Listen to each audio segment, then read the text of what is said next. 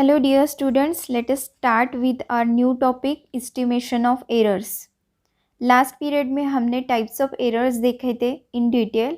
Systematic error means क्या, random error means क्या, और ये भी देखा था कि सिस्टमेटिक एरर्स जो होते हैं वो ऑब्जर्वर की केयरलेसनेस से आ सकते हैं या फिर पुअर ऑब्जर्वेशन टेक्निक से आ सकते हैं.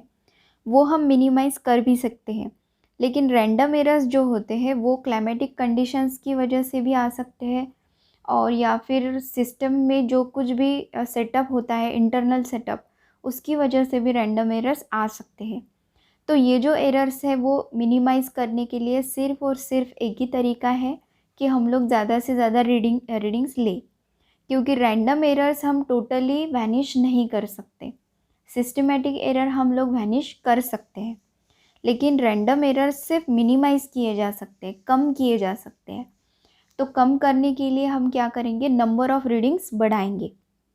आप कोई भी एक्सपेरिमेंट कर रहे हैं, सपोज़ एक रॉड आपको दिया है और वो रॉड का लेंथ मेजर करना है. So what we have to do, we have to take number of readings, 4 readings, 5 readings. तो उसमें से जो एक्यूरेट रीडिंग होगा that will be our reading, our perfect reading we will say. तो जो रीडिंग्स हम ले रहे हैं वो भी दो तरीके की होती है. एक तो है एक्यूरेट रीडिंग और दूसरी होती है प्रिसाइज रीडिंग. तो अगर आप डिक्शनरी में भी सर्च करोगे तो एक्यूरेट और प्रिसाइज का मतलब एक ही है, लेकिन यहाँ पर डिफरेंस है. जैसे मैं आपको बोलूँगी 5.1, आपको एक रॉड दिया गया है और उसका आपको लेंथ मेजर करना है. तो आपने 4 रीडिंग्स ली. पहली है 5.1, दूसरी है 5.2, तीसरी है 4.9 और चौथी रही 5.0 सपोज सेंटीमीटर में. ओके. और आपके फ्रेंड को भी सेम रॉड दिया गया है और उसको भी मेजर करने के लिए बोला. उसने 4 रीडिंग्स ली जो थी 6.10. हो सकती है उसका व्यू अलग हो, उसकी टेक्निक्स अलग हो, उसकी वजह से उसने रीडिंग्स दिए 6.12 और 6.09. ये 4 रीडिंग्स दिए सपोज़. तो आपको क्या लगता है ये रीडिंग्स देखकर? आप देखिए यहाँ पर कितना डिफरेंस है. 5.1, 5.2, 4.9 मीन्स दो रीडिंग्स में डिफरेंस कितना है, 0.1 का है, 0.1 का, राइट. उसके बाद 5.2 और 4.9 में भी डिफरेंस है 0.3 का. उसी तरीके से 5.0, 5.1 में भी 0.1 का डिफरेंस. मीन्स आप जो डिफरेंस देख रहे हो वो लगभग 0.1 से लेकर 0.3 ऐसा है. और यहाँ पे जो रीडिंग्स देख रहे हैं आप 6.10, 6.11, 12, 09 मीन्स लगभग 0.01 का डिफरेंस है. ये रीडिंग्स बहुत ही पास पास है. जो प्रिसाइज रीडिंग्स होती है वो बहुत ही क्लोज होती है. ओके. और भले ही वो एक्यूरेट ना हो, मतलब आपकी ओरिजिनल लेंथ जो कंपनी ने सपोज दी है रॉड की वो है 5.1. ओके. तो ये 5.1 से एक्यूरेट रीडिंग बहुत ज़्यादा नज़दीक है, लेकिन प्रिसाइज रीडिंग्स जो है वो काफ़ी दूर है, 6 में है, 6 पॉइंट में है समथिंग, और ओरिजिनल रीडिंग है 5.1. इसका मतलब प्रिसाइज रीडिंग एक्यूरेट होती ही है ऐसा नहीं है. प्रिसाइज रीडिंग मीन्स जो रीडिंग बहुत ही क्लोज है एक दूसरे से. ये देखिए आप देख सकते हैं चारों रीडिंग्स अपने आप से बहुत एक दूसरे से क्लोज है, लेकिन एक्यूरेट नहीं है. तो क्या एक्यूरेट रीडिंग्स प्रिसाइज हो सकती है? हाँ, हो सकती है. जैसे मैंने आपको बोला कि जैसे 5.1, 5.11, 5.12 इस तरीके से भी रीडिंग्स आ सकती है, 5.13. तो ये रीडिंग्स प्रिसाइज भी है और एक्यूरेट भी है. समझ में आया डिफरेंस क्या है? एक्यूरेट मीन्स जो आपका ओरिजिनल रीडिंग है उसके एकदम लगभग पास पास होना, that is called as accuracy. और precise means the readings are close to each other. इसमें ज़्यादा डिफरेंस नहीं है. तो एमसीक्यूज़ में पूछा जा सकता है कि क्या प्रिसाइज रीडिंग एक्यूरेट होते हैं? Yes, it can be of course. लेकिन एक्यूरेट रीडिंग प्रिसाइज होते ही है ऐसा नहीं है. Okay. Now today we will see the example for errors estimation. तो कैसे एस्टिमेट करने हैं हम लोग देखेंगे. तो चलो स्टार्ट करते हैं। सपोज़ हमें यहाँ पर एक एग्जाम्पल कंसिडर करना होगा। If suppose the rod is taken और उसका लेंथ हमें दिया है, सपोज़ एक रीडिंग है 5.1, तो दूसरी है सपोज़ 5.2, तीसरी रीडिंग आई आपकी 5.3 और चौथी रीडिंग है 5.0 और फिफ्थ रीडिंग है 5.4। इस तरीके से आपने 5 रीडिंग्स ले ली, 1 2 3 4 एंड 5, 5 रीडिंग्स आपने ले ली। तो उसका एरर आपको एस्टिमेट करना है, मीन्स क्या करना है एक्चुअली। हर रीडिंग जो है वो एक्चुअल जो रीडिंग होती है, मीन्स एक्चुअल सपोज कंपनी ने दे दी कि ये रॉड का लेंथ इतना है, तो दैट इज़ एक्चुअल रीडिंग। और ये जो है 5 रीडिंग्स वो एक्चुअल रीडिंग के आसपास होगी। ओके, तो हम लोग एरर मीन्स क्या निकाल रहे हैं कि हर रीडिंग में हमने कितनी गलती की है। ओके, तो एक्चुअल रीडिंग सपोज 5 सेंटीमीटर है, तो पहली रीडिंग में हमने 0.1 का गलती कर दी है, दूसरी रीडिंग में 0.2 की गलती की है। Okay, likewise. तो इस तरीके से एरर हम लोग निकालेंगे।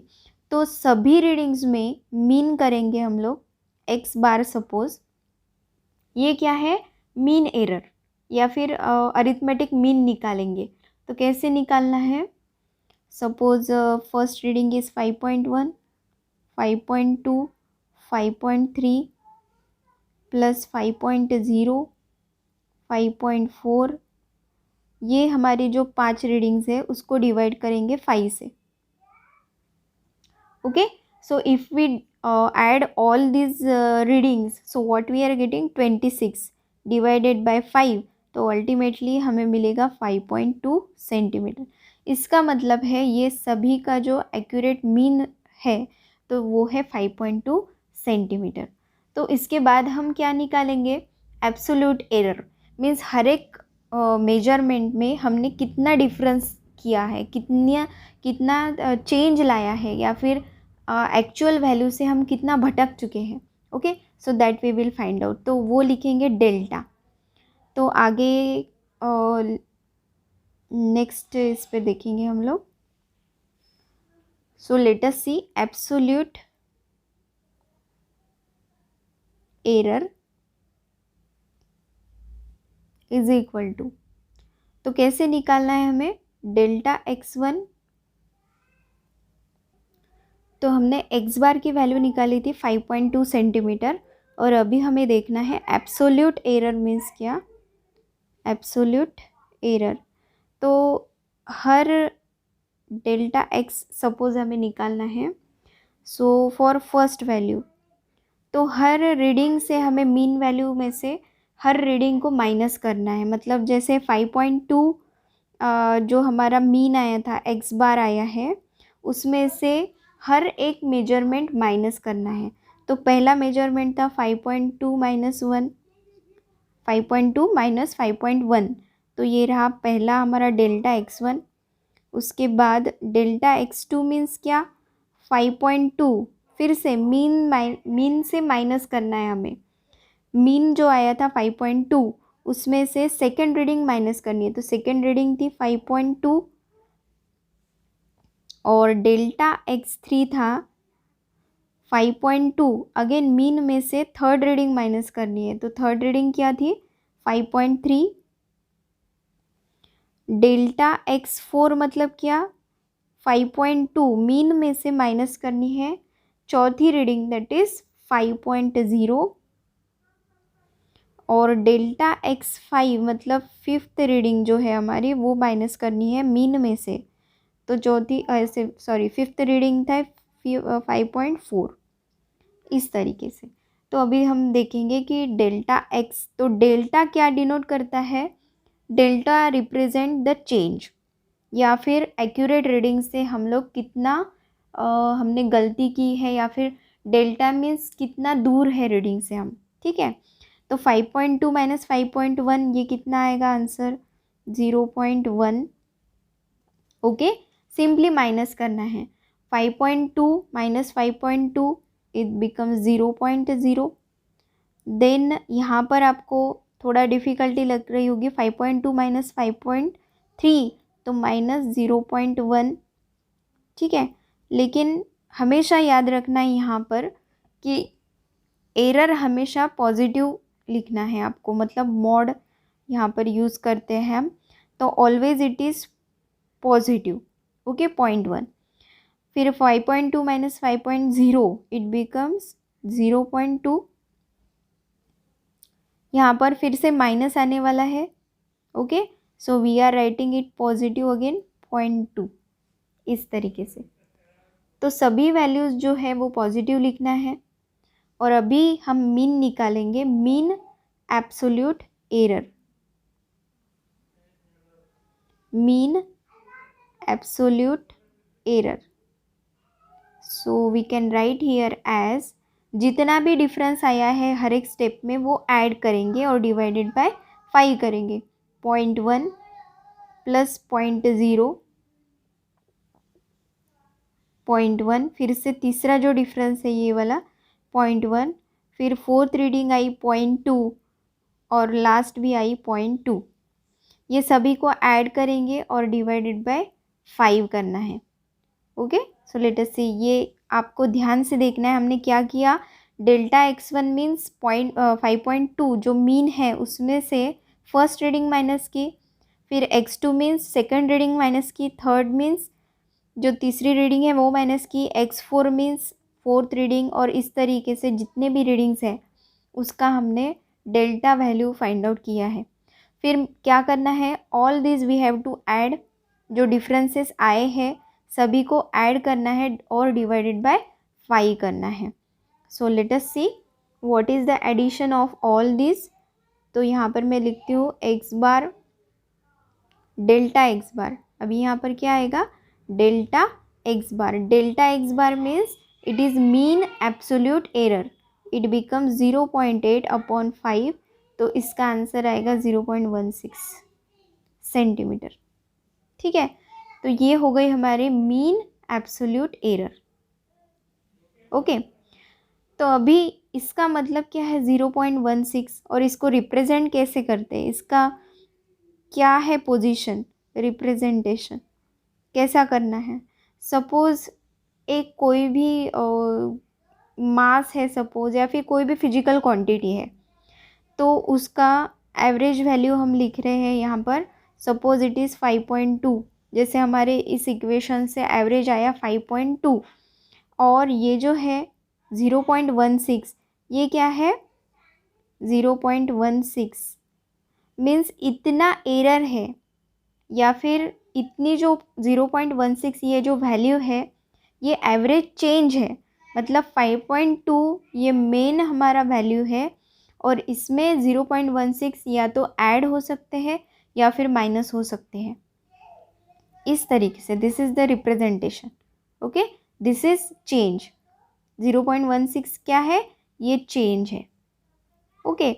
सो एक बात हमेशा याद रखनी है यहाँ पर कि errors are always added, always added. कभी भी याद रखना कि एरर्स को हमेशा ऐड करना है, सबट्रैक्ट नहीं करना है। तो अभी नेक्स्ट पार्ट हम देखेंगे कि फ्रैक्शनल एरर मीन्स क्या। Next part is fractional error means what. तो fractional error can be written as fractional error, it is written as delta x upon x, okay. Delta x bar upon x, इसे बोलते हैं fractional error. और percentage error अगर लिखना है, percentage error is equal to, it can be written as delta x upon x multiplied by 100। तो इसे अगर 100 से हम मल्टीप्लाई करें तो ये हमारा होगा परसेंटेज एरर। तो ये हमेशा आपको न्यूमेरिकल सॉल्व करते वक्त पूछा जाने वाला सवाल है कि कोई भी फ्रैक्शन दिया है उसका परसेंटेज एरर निकालो, या फिर रीडिंग्स दी है उस पर से परसेंटेज एरर निकालना है, ऐसा एग्जाम्पल आ सकता है। तो एक एग्जाम्पल हम यहाँ पर लेंगे। सपोज़ एक रॉड है और उसका लेंथ आपको दिया है L is equal to, length of the rod is 6 plus 0.6 metre या फिर सेंटीमीटर, ओके। तो 0.6 इज अ चेंज, कम ज़्यादा हो सकता है लेंथ। तो एरर हम लोग मान लेते हैं ये मीन एरर है 0.6, और 6 क्या है, लेंथ ऑफ द रॉड, इस तरीके से।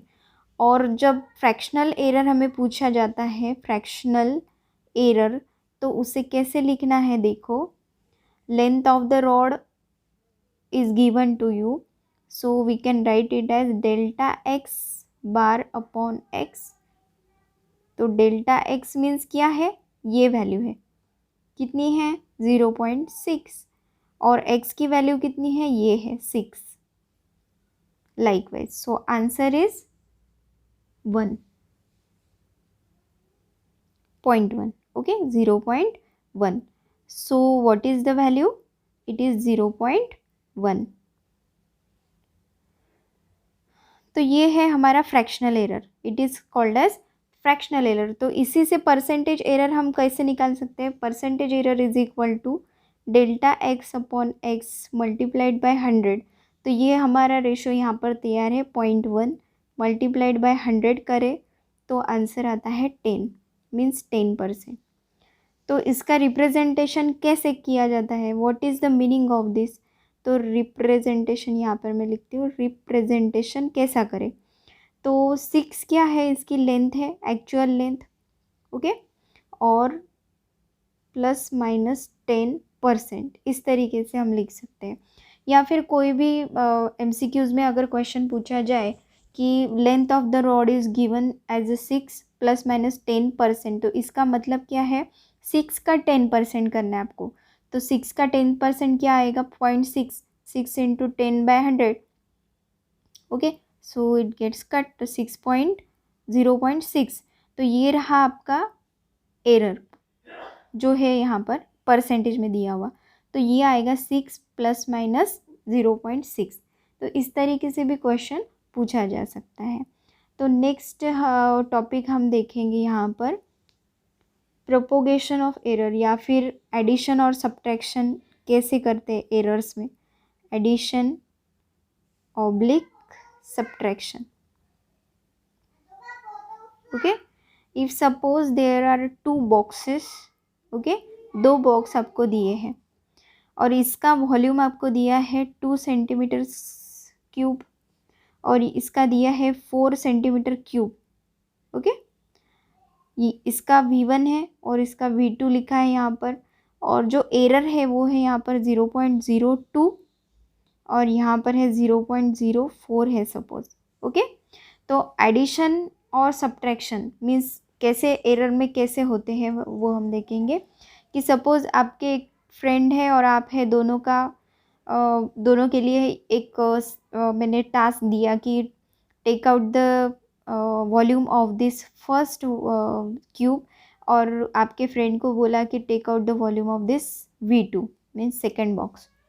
तो उसने बोला कि कुछ एरर आया, तो उसका मीन निकाला हमने 0.02 है, और आपके फ्रेंड ने बोला 0.04 है एरर, ओके। कुछ आपके काउंटिंग में, मेजरमेंट में कुछ गड़बड़ आ गई, okay.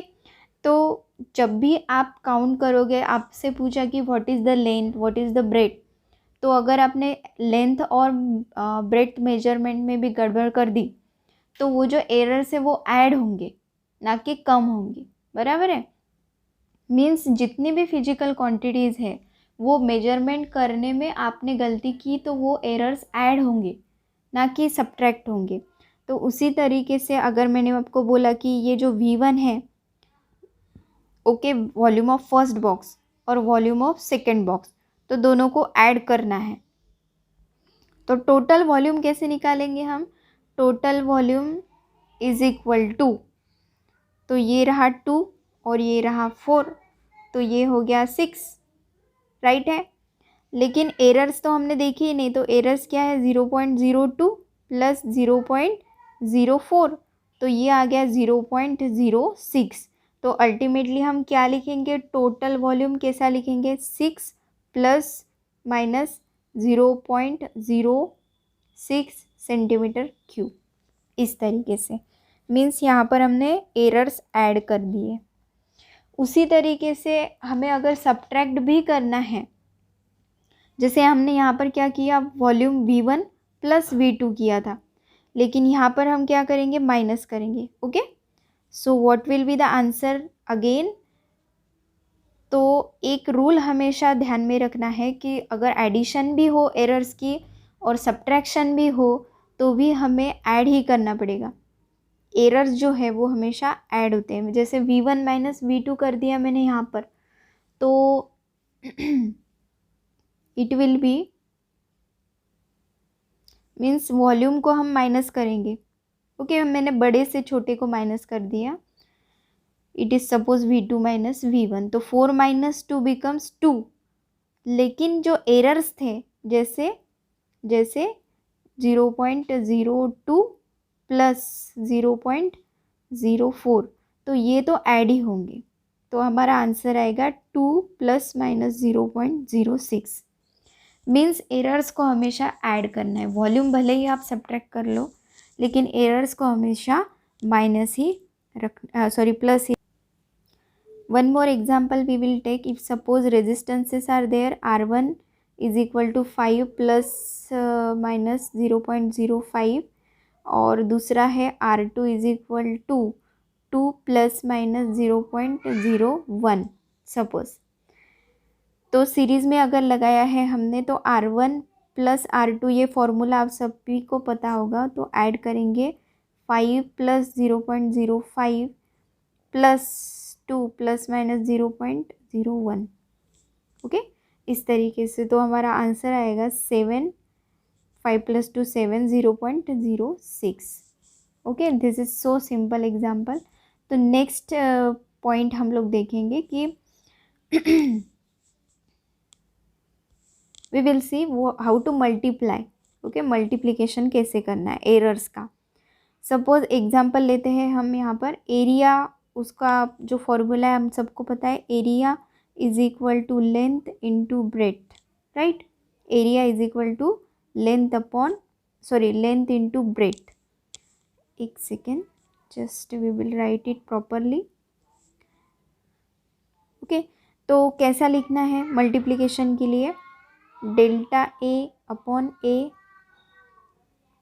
Is equal to delta L upon L plus delta B upon B. ये हमेशा याद रखना. This is fractional error of area, this is fractional area for length, this is fractional error for breadth. Okay, like this. तो ये सभी फॉर्मूले आपको याद रखने हैं. और एक एग्जांपल मैं यहाँ पर लूँगी, mass is equal to density into volume. ये भी फॉर्मूला आपको पता है, mass is equal to density into volume. तो कैसे लिखेंगे, fractional error of mass, fractional error of density plus लिखना है यहाँ पर, मल्टीप्लिकेशन है तो भी here we have to write plus always. Okay, and fractional error of volume, like this. तो ये हमेशा याद रखना है आपको, जस्ट फॉर्मूला है. उसी तरीके से अगर यहाँ पर वॉल्यूम है, वॉल्यूम कैसे लिखता है, length breadth into height. Multiplication है लेकिन एरर्स जो होते हैं वो हमें ऐड ही करने हैं. जैसे fractional error of volume, fractional error of length plus fractional error of breadth, length breadth into height, और plus fractional error of height likewise. तो इस तरीके से हमें यहाँ पर प्लस साइन ही यूज़ करनी है. ठीक है, और एक एग्जांपल मैं यहाँ पर लूँगी, जैसे y is equal to a cube b cube upon c square, इस तरीके से. तो अभी क्या करेंगे, थोड़ा डिफ़िकल्ट ज़रूर लग रहा होगा लेकिन इजी है. जैसे delta y upon y, fractional error है ना. तो उसी तरीके से ये जो 3 है इसको हम साइड में ब्रैकेट के बाहर लेंगे, डेल्टा ए अपॉन ए, बस हो गया. प्लस साइन हमेशा प्लस की रखनी है, और जो पावर्स है उसको मल्टीप्लिकेशन में लिख देने हैं. सो 3 इंटू क्या बचा है, B, delta B upon B plus twice of fractional error of C. तो अभी बोलोगे आपकी ये तो डिवीजन में है, फिर भी आपको यहाँ पर प्लस में ही लिखना है. जैसे ए और बी मल्टीप्लिकेशन में होकर भी हमने प्लस में लिखा, उसी तरीके से डिवीजन में भी रहा कोई फिजिकल क्वांटिटी तो आपको प्लस में ही लिखनी है. Okay, this is one more example that I have given to you. तो अभी आप बोलोगे कि मल्टीप्लिकेशन भी रहा, डिवीजन भी रहा, या फिर एडिशन है, सब्ट्रैक्शन है एरर्स का, तो हर एक कंडीशन में हमें सिर्फ और सिर्फ ऐड ही करना है. कोई टेंशन ही नहीं लेना है, बस ऐड करते जाना है हर बार. ओके, फिजिकल क्वांटिटी जैसे मैंने आपको बोला था कि एरिया क्या है, लेंथ इनटू ब्रेड्थ है. ठीक है, तो लेंथ है सपोज 4 और ब्रेड्थ है 2, तो हमारा 8 आया area. Okay, it is metre square, 8 metre square. तो सपोज आपको बोला है यहाँ पर ए प्लस डेल्टा ए, तो ये डेल्टा ए हमें निकालना है. सपोज एक आधा एग्जाम्पल दिया है आपको, ये फिजिकल क्वांटिटी है. ओके, लेंथ और ब्रेड और एरिया निकालना है. हमने निकाल लिया एरिया, तो एरर निकालना है डेल्टा ए. तो कैसे निकालेंगे हम लोग, वही फॉर्मूला हमें यूज़ करना है. फिर से कैसे यूज़ करेंगे, delta A upon A is equal to delta L upon L. Plus आएगा अभी, फिर से मल्टीप्लिकेशन में भी हम क्या करेंगे, प्लस करेंगे, बी अपॉन बी लाइकवाइज. तो डेल्टा ए क्या है हमें पता नहीं, वो निकालना है.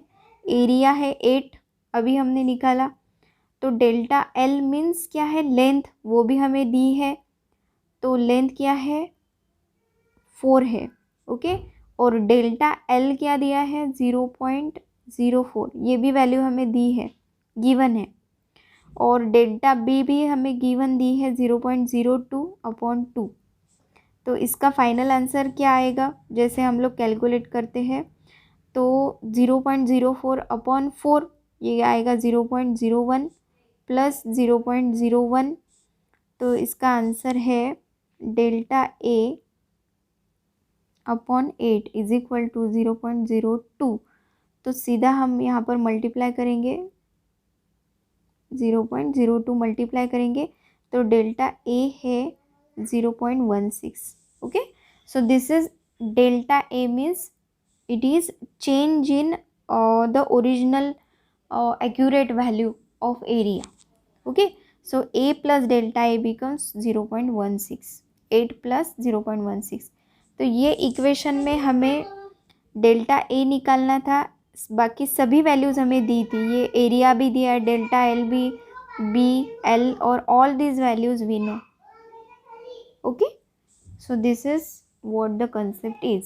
सिर्फ हमें यही ध्यान रखना है कि एडिशन हो, सब्ट्रैक्शन हो, मल्टीप्लिकेशन हो या डिवीजन हो, हर एक कंडीशन में errors are going to be added only. Okay, thank you very much. Just revise again.